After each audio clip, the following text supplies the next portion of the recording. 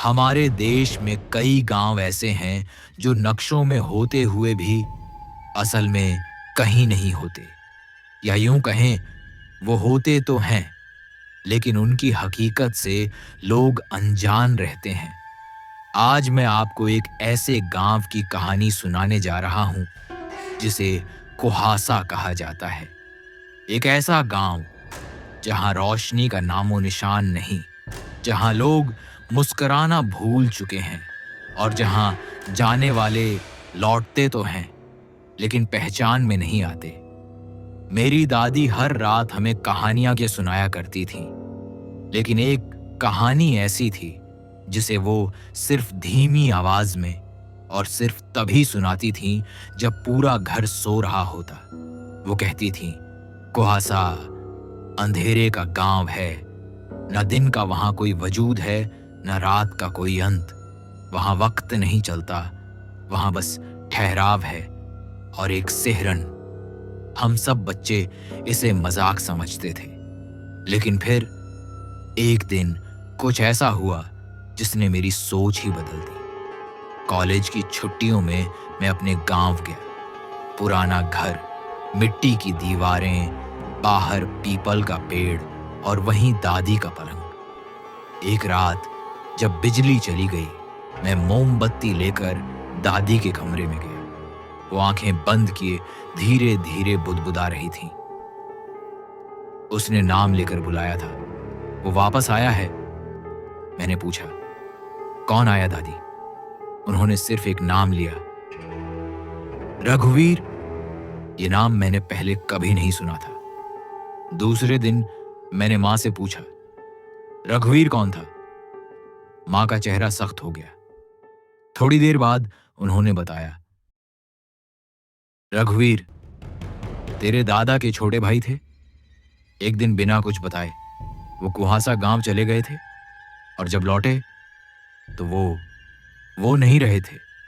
उन्होंने किसी को नहीं पहचाना और कुछ ही दिनों में चुपचाप गायब हो गए, फिर कभी नहीं मिले। मेरी जिज्ञासा बढ़ती जा रही थी। मैंने तय किया कि मैं कुहासा गांव की हकीकत जानकर ही रहूंगा। मैंने गांव के एक बुजुर्ग भोलाराम काका से बात की। वो धीरे बोले, जाना है? सोच लो, वहां सब कुछ धीमा है, आवाजें भी, हवा भी और इंसान भी। बस एक चीज तेज है, धुंध जो तुम्हें निगलने को बेताब रहती है। मैंने अगले दिन सुबह सुबह निकलने का प्लान बनाया, लेकिन सुबह होते ही सूरज था, पर उजाला नहीं। पूरा रास्ता एक घनी धुंध में डूबा हुआ था। जैसे ही मैंने कुहासा की सीमा लांघी, मुझे एक अजीब एहसास हुआ। न पक्षियों की आवाज, न हवा की सरसराहट, सब कुछ जैसे रुक गया था। आसपास के घर लकड़ी और मिट्टी के थे, लेकिन एक भी आवाज नहीं थी। लोग दिख तो रहे थे, लेकिन हर कोई चुप था, थमा हुआ। एक बूढ़ी औरत चौखट पर बैठी थी। मैंने धीरे से पूछा, क्या आप मुझे रघुवीर के बारे में कुछ बता सकती हैं? उसने मेरी तरफ देखा। उसकी आंखें सफेद थीं और उसने सिर्फ एक शब्द कहा, नाम लेकर मत बुलाओ, वरना वो लौट आएगा। मैं पीछे मुड़कर जाने ही वाला था कि अचानक किसी ने मेरी पीठ के पीछे से धीरे से मेरा नाम लिया, आदित्य।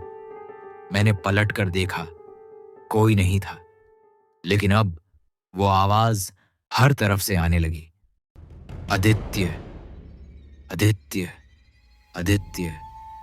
मैंने दौड़ना शुरू किया, लेकिन गांव का रास्ता जैसे घूम गया था। जहां से आया था वो अब नहीं था। हर मोड़ पर वही घर, वही चेहरा, वही सन्नाटा। एक घर के अंदर मुझे हल्की सी रोशनी दिखी। मैं अंदर गया। वहां एक पुरानी मेज थी और उस पर धूल से ढंका हुआ एक फोटो। फोटो में रघुवीर था, जवान, मुस्कुराता हुआ।